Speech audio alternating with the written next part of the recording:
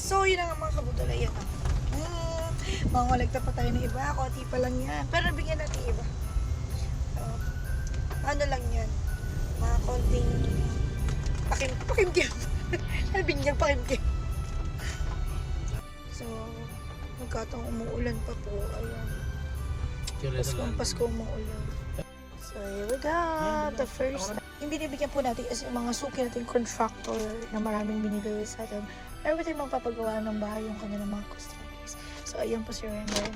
Bibigyan siya ba sa akin? Meron. Nasa bildo sa tawang ko. Ito yun, no? Alam na kaya naman. Merry Christmas! Hindi namin makita yung bahay ng isang contractor. Hindi Tatay Santos.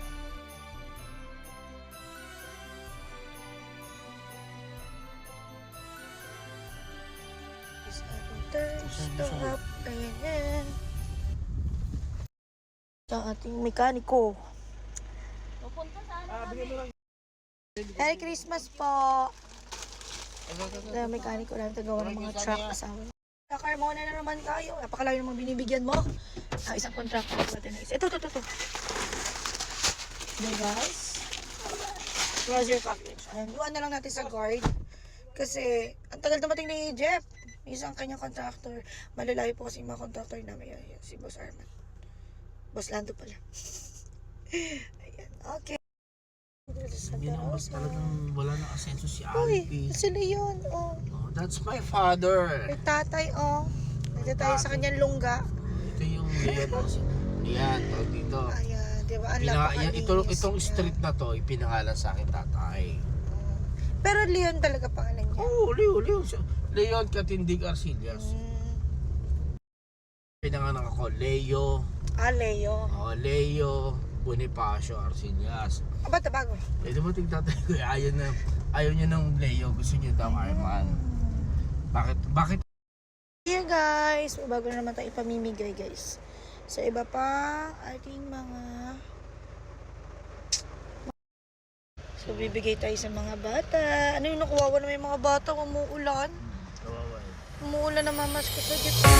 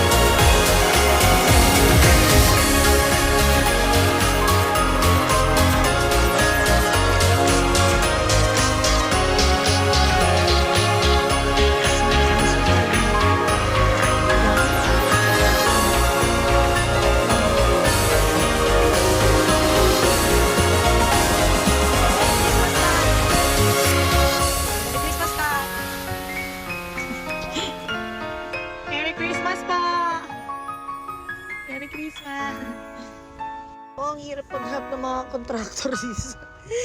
Inabot na kami ng gabi kakahanap sa bahay nila. So, ayun. Nandito na kami. Ito muna yung last today.